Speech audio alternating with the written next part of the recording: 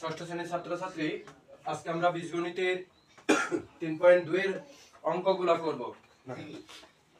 তাহলে দেখো এখানে একের কি আছে, ক নাম্বার কত দেওয়া আছে, 9 প্লাস মাইনাস কত 6। খুব ভালো করে খেয়াল করো। প্রথমে আমরা আগে সংখ্যা রেখায় প্রকাশ করব। যেহেতু এখানে প্লাস 9, তাহলে আমরা ডান দিকে যাব। কয় ঘর যাব? 9 ঘর। 3 4 5 6 7 8 9, এক ঘর বেশি গেলাম। তাহলে এটা কত? 1 2 3 4 5 6 7 8 9 10। কিন্তু আমার লক্ষ্য কত পর্যন্ত? 9 পর্যন্ত।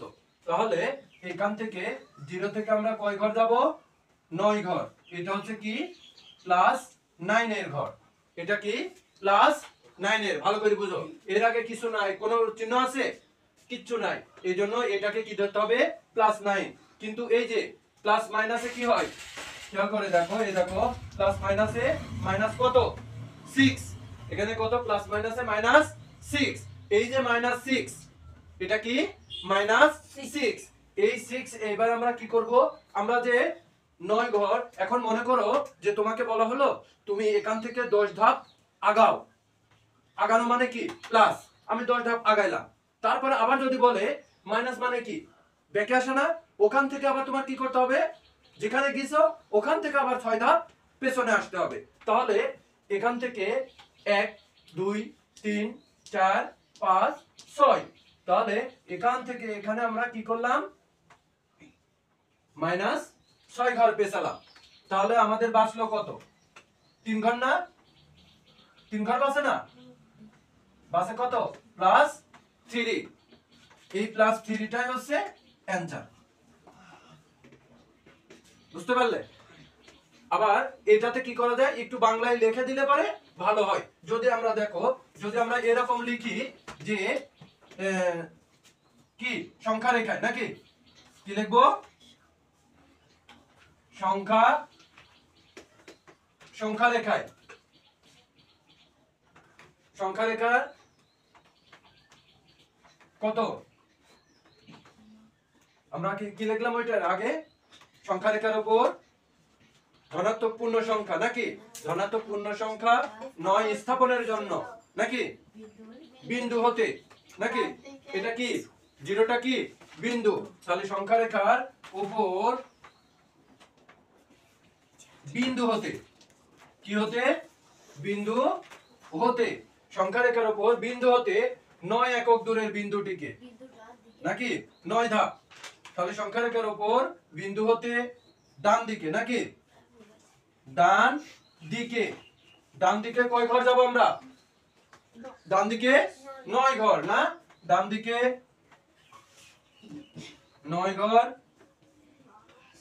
গিয়ে 9 ঘর গিয়ে আবার কি করব আমরা? 9 থেকে 6 ঘর পেছাবো।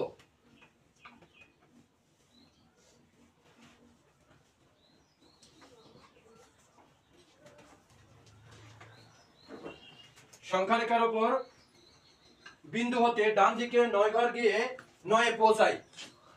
কিসে পৌঁছালাম? 9 এ পৌঁছাই। ওখান থেকে আবার কয় ঘর পেছনে আসবো? 6 ঘর। সেখান থেকে কয় ঘর পেছাবো?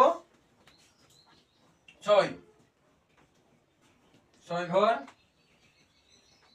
পেছালে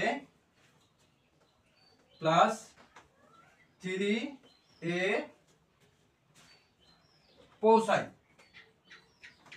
ওখান থেকে পেছনে আসলে পরে আমরা কোথায় আসছি? প্লাস 3 এর কাছে না? অতএব প্লাস 3 অ্যানসার। প্রিয় শিক্ষার্থী, এবার খ নম্বরটা খেয়াল করো। এখানে আছে প্লাস 5 প্লাস মাইনাস 11।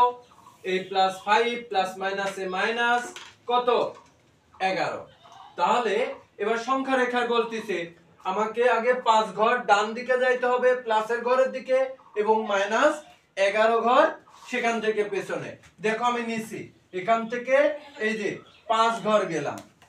এখন মাইনাস 11 মানে কি? আমি যেখানে আছি ওখান থেকে আবার 11 ঘর পেছনে। তাহলে 1 2 3 4 5 6 7 8 9 10 11। এই যে 11 ঘর আসার পরে এখান থেকে আমি এই যে 11 ঘর আসলে আমি কোথায় এসে পৌঁছালাম? -6 এ।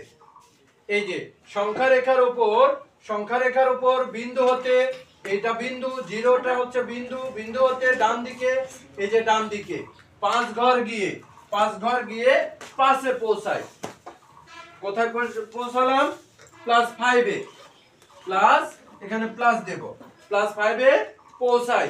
সেখান থেকে এই যে +5 আমি এখন আসি, এখান থেকে 11 ঘর পেছালে, 11 ঘর পেছালে কোথায় এসে পৌঁছালাম? -6 এ পৌঁছাই।